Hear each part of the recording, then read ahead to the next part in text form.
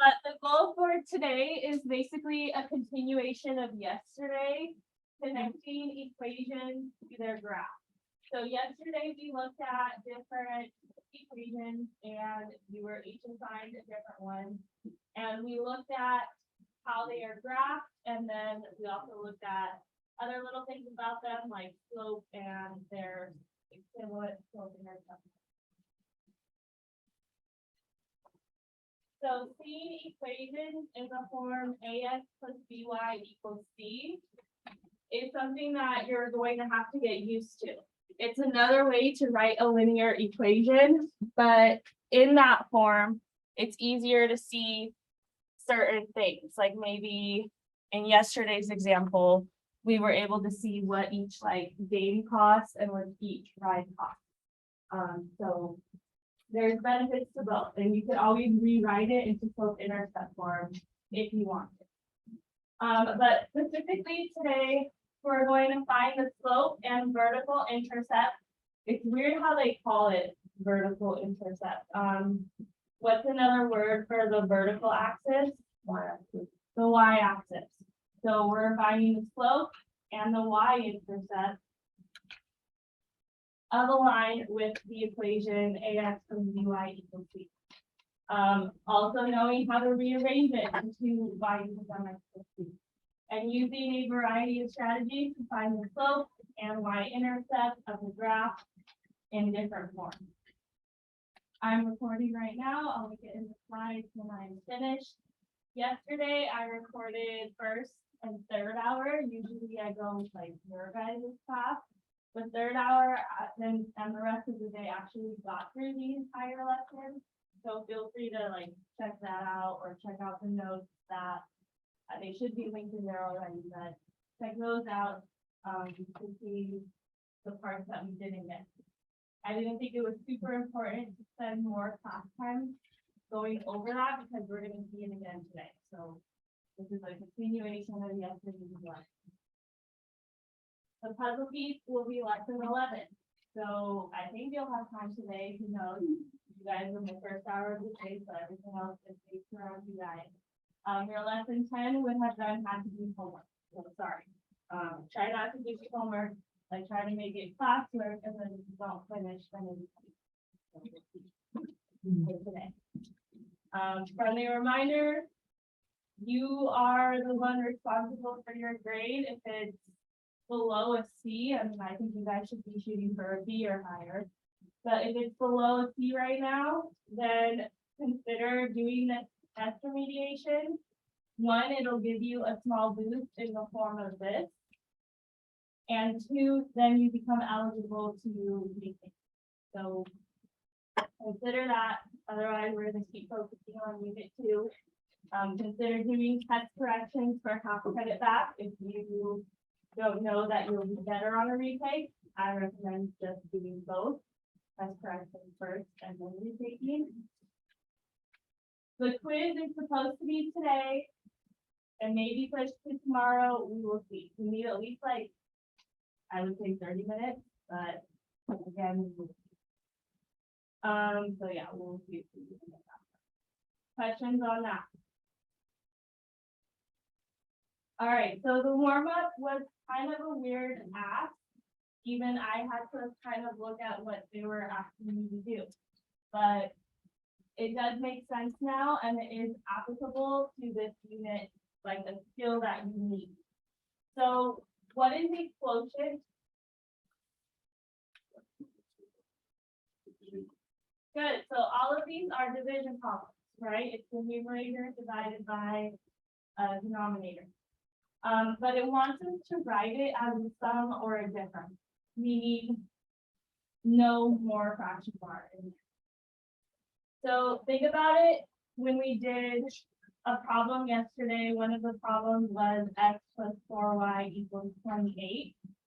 And we wanted to rearrange it into slope-intercept form. How can I get the y by itself? And remember, slope-intercept form looks like what?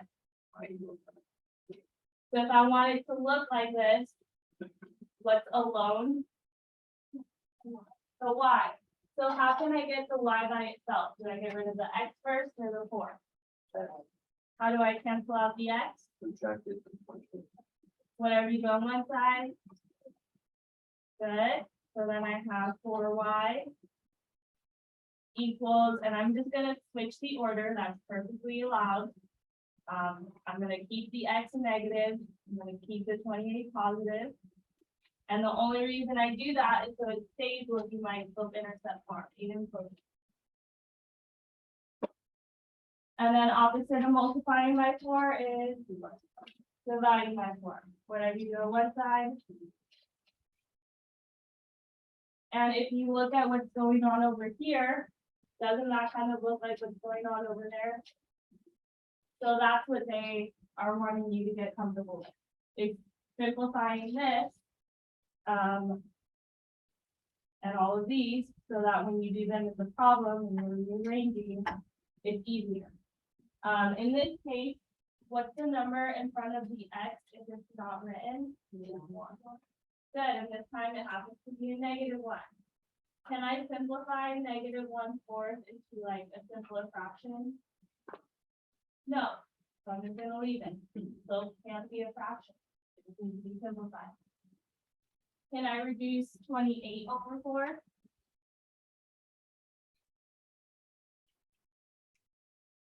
Did I simplify that? What is it simplify to?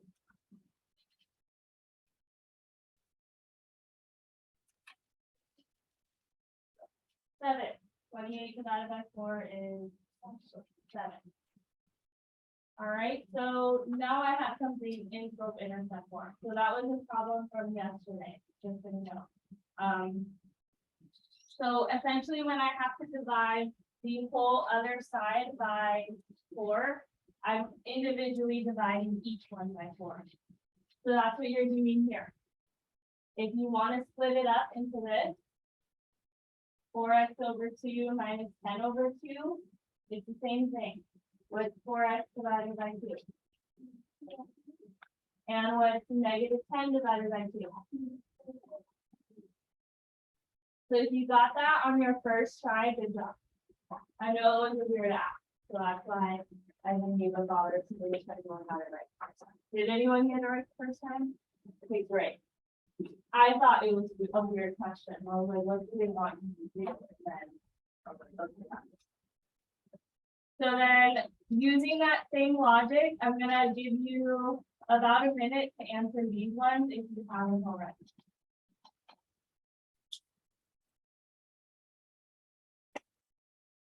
And it's easier answer as a fraction as long as it's fully simplified. So think about it. What's the formula for slope? Rise by run. So for the m specifically, it's rise over run, right? So that's a fraction in itself. Doing it from a decimal is a little harder than doing it from a fraction, just so you know. But if you put a decimal, that's fine. As long as that decimal doesn't go on forever, because then you have to round it. So fractions are perfectly fine. So what do you get for what this sum or difference is? 1/2 plus 25. Anything missing on this one? Yes, Daniel? Correct. But otherwise, perfect. So 1 over -2 could stay like that. I prefer to put the negative in the numerator. So that way, when I do my rise, I know like I would have to go down instead of up. The run should always be positive. And then over here, why is it a positive 25x?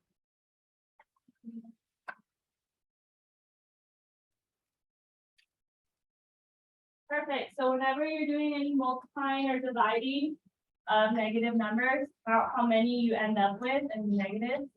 An even number makes it positive. An odd number makes it negative. So this is perfect. In number 3, what do I have to do first?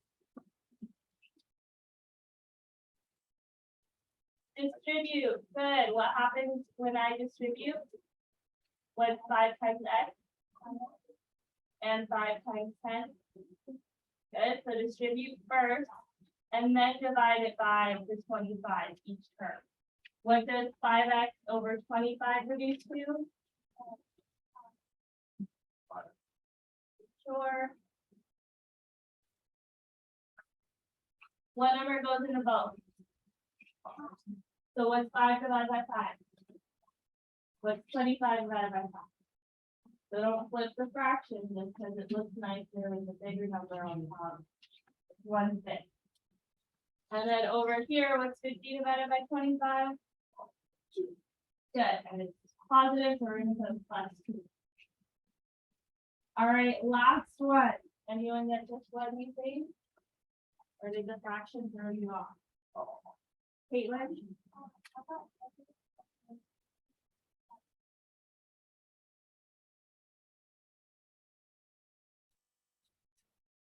Is that what you said?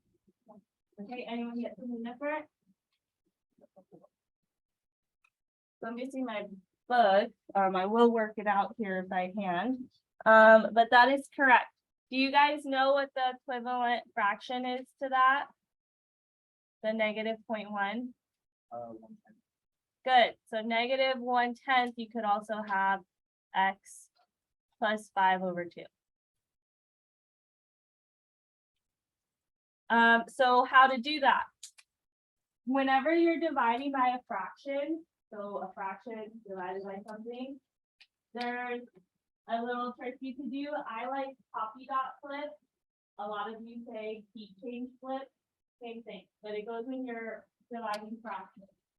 So you keep the first fraction, change the division, the multiplication, and you flip the second fraction.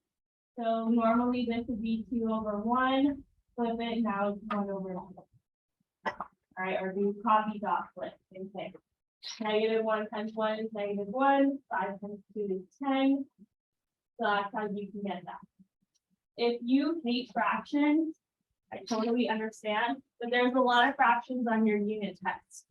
So I'm gonna teach you the rules for the fractions, but also just know, as long as you know how to use your calculator, you can use your calculator to solve those for you. Even the Desmos calculator, which is provided to you on your test. So for example, if I was doing that dividing fractions, the -1/5 divided by 2 gives me the same decimal, right? If I want the fraction of that decimal instead, I'll just press this button. And now it gives me the fraction form of that. My recommendation, if you're using like a handheld calculator or even Desmos too, anytime you use a fraction, put it in parentheses. Otherwise, it will read it wrong. So just so you know, that's how one of those would look. Others like that 10 divided by 25. There's the decimal if I want the fraction. There's my reduced fraction. So there's really no reason we should be getting any fraction problems wrong on the test because you could check them with your calculator. Questions on the warm-up? All right.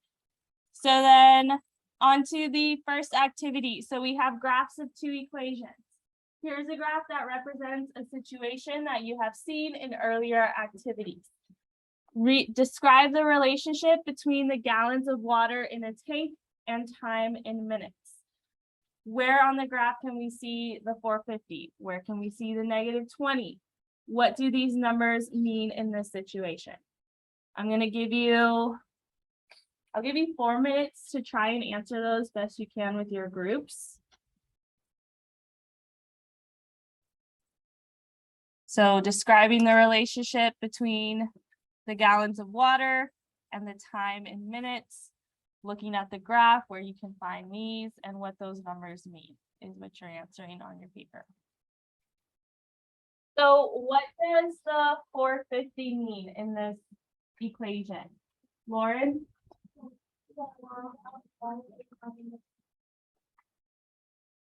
So amount of water in a tank.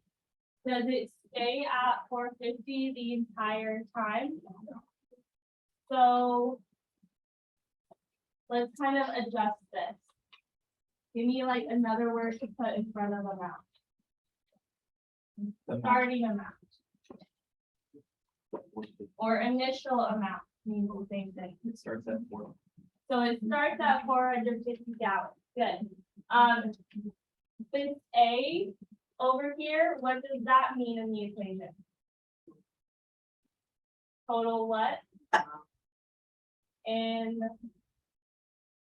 the tank, right?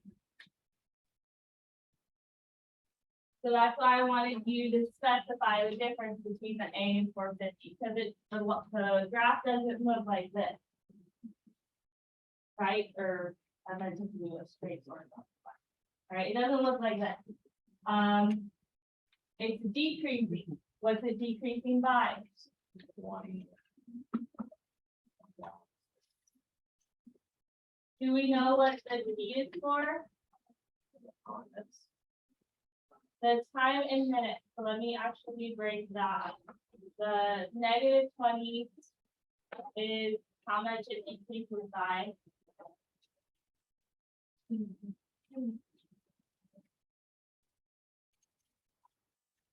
And the T is your time in minutes. So every minute, how much am I losing of the tank of water? 20 gallons, good. So that's the relationship. Where on the graph can we see the 450? On the y-axis, right here.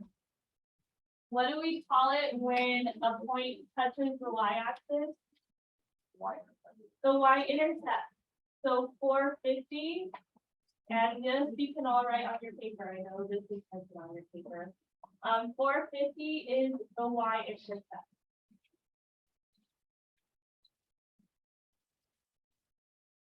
Where can we see the -20? Yes, Lauren?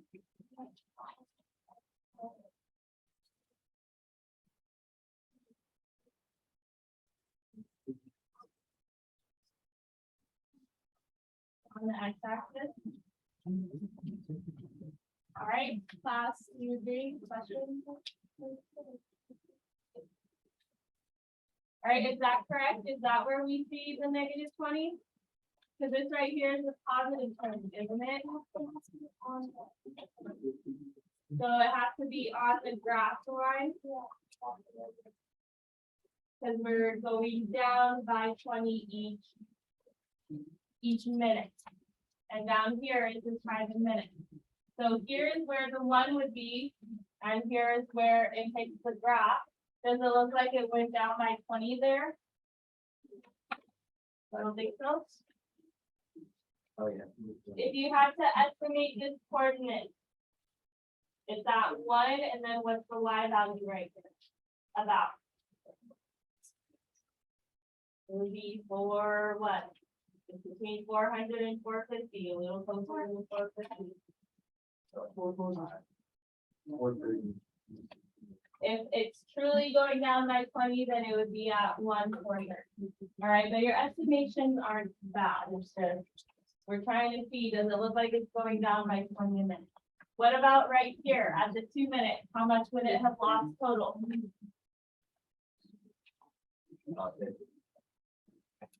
Are you sure? Total.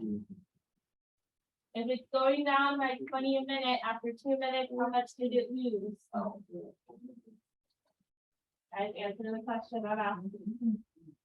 After 2 minutes, how much water did it lose? 40 gallons. So that means that the y value here must be 410. And it looks like it is too, because it's not right at the 400, it's a little bit above that. All right, so the -20 we see on the slope of the line. So -20 is the slope. And we already talked about what it means in this situation, right? It started at 450 gallons, goes down by 20 gallons each minute. And the way that the equation is written, doesn't it look like slope intercept form? if I maybe change the X's or change the A's and T's to X's and Y's? It does. It's just that the y-intercept and the slope are flipped.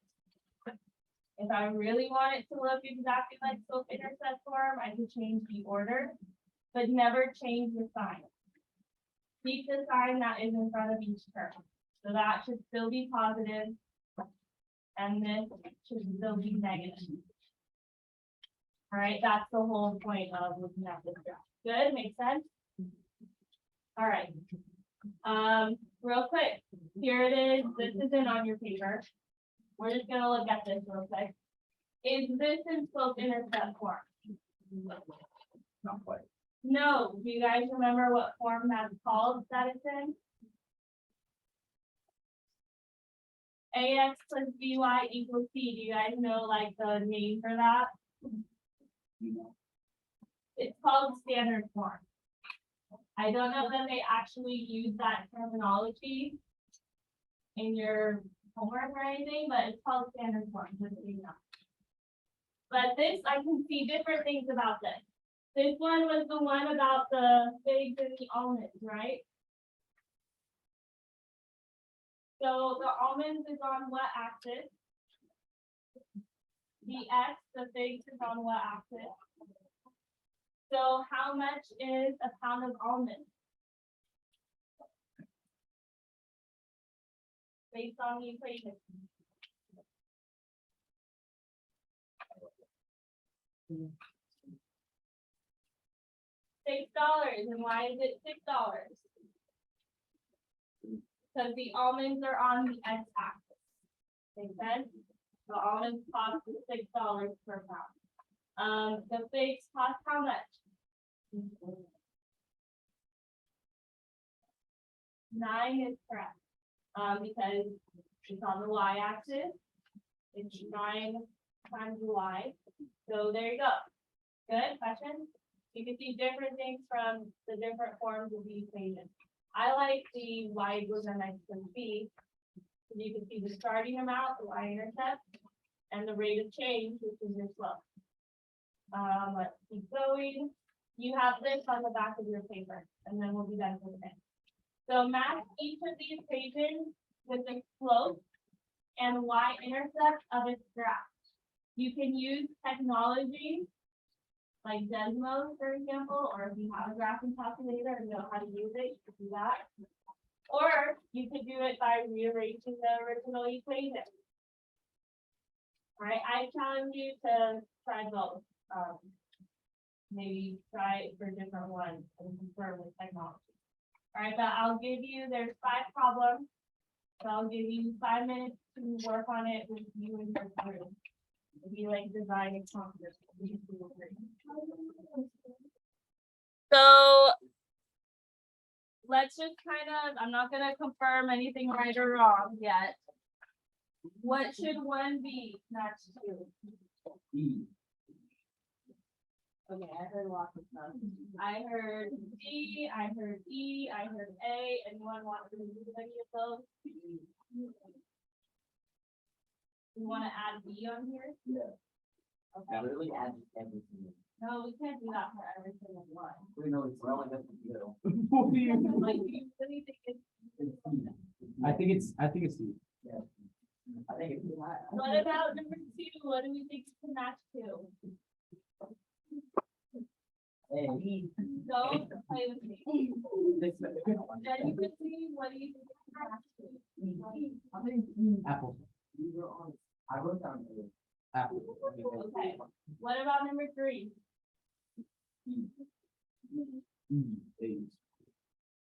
It's in the game. Okay, I heard B. Anyone genuinely think it's something else? So I'm just talking every letter. What about 4? Well, that's not an option.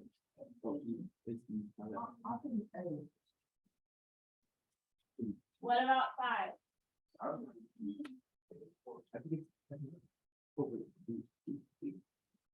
Anyone think something other than E for number 5?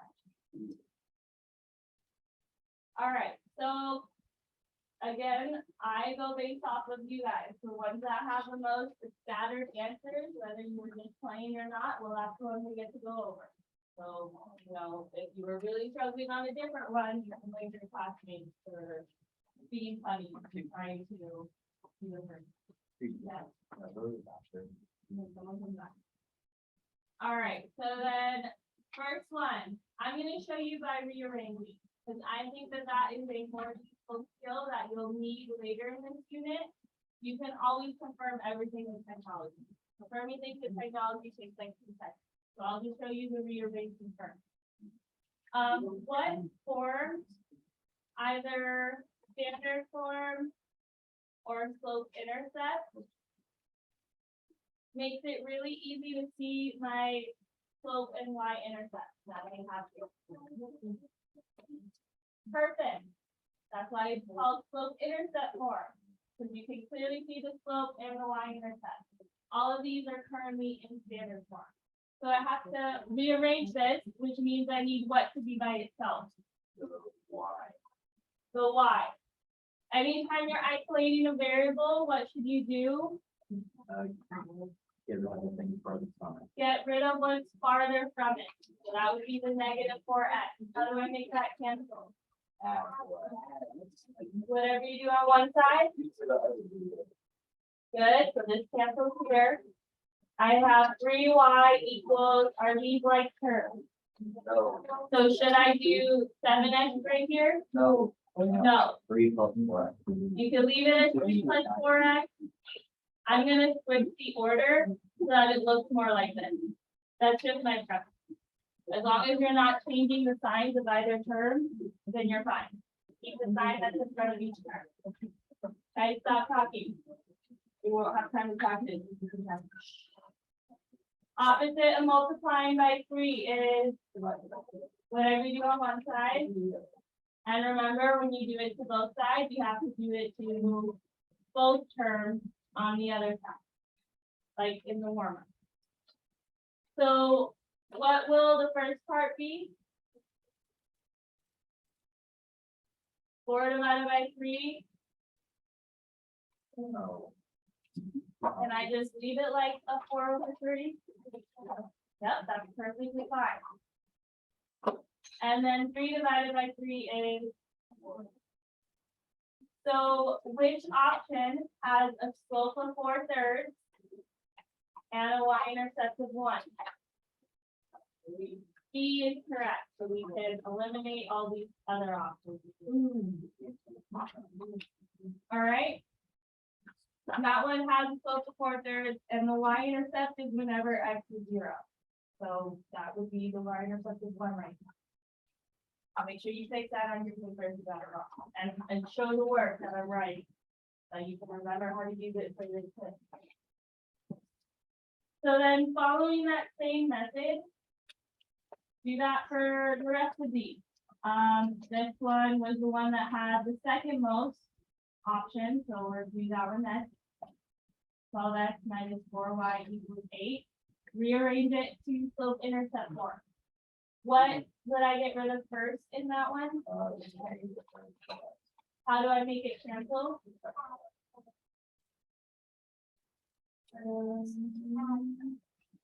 at this. Subtract 12x. Because we want the x term to completely go away. So that way we have the y almost by itself, it's not by itself yet. How can I make this look more like slope intercept form? Wow. Swap them. Keep the 12 negative, keep the 8 positive. Opposite of multiplying -4 is whatever you do on one side. And again, make sure you do it to both terms. If it's a fraction, you can leave it as a fraction as long as it's getting simplified. But what's -12 divided by -4? A positive 3, don't forget the x. What's 8 divided by -4? Perfect. Which one matches then? C. C is correct. No, It's easy, you know it's not. It is E, yeah, D. it is D. Hey. Shut up. because that one has a slope of 3, m is 3, y is and then b, and the y-intercept is -2. No, I'm going to say you. All right, so what must be the correct answer for 3 then? B is already taken, remember? So let's see if it's actually D, because, Wait, you know.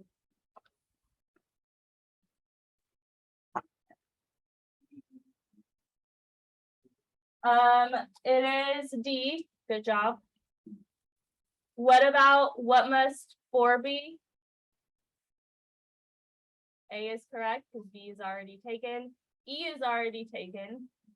Process of elimination, what remains? Good. And you can also, if you want to save time on a test or just confirm that you're doing it right, what can you use? Desmos, you just have to know how to use it. You could literally type in each equation. AX plus 2y equals 16. But then you have to know where your y-intercept would be on the graph. So my y-intercept for the third one was 8. And that's easy because only one of them has a y-intercept of 8. But let's say I typed in the other equation. So I'm typing in number 4 now. Exactly how it looks. And that one has a y-intercept of 1. Well, let's say I didn't know that 1 was supposed to be B. And since I have 2 y-intercepts of 1, I need to do like more. I need to look at it closely, maybe look at the slope. So let me hide this. How did I teach you to find the slope on a graph? Rise over run. You're going to want to pick points that look like it's going right in the center of the T on the graph. Make sense? So like I could pick that one and this one or that one. It doesn't matter what 2 points you pick. The smaller the triangle though, the less reducing you have to do. What's my rise? What's my run? Your run should always be positive, by the way.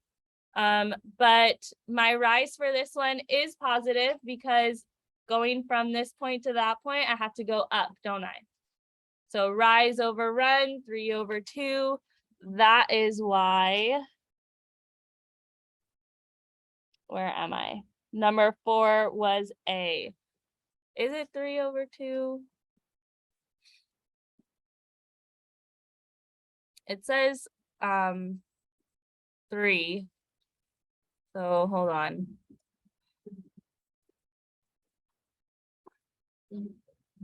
Yeah, you can work on your puzzle pieces. I just don't know why I'm not getting the right slope.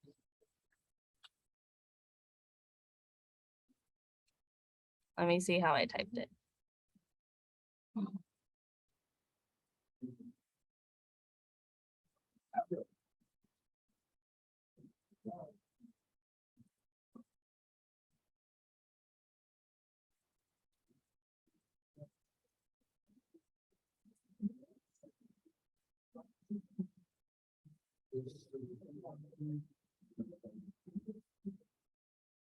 All right, so when in doubt, you could use Desmos to check, but rearranging I think will be more useful later on in the unit.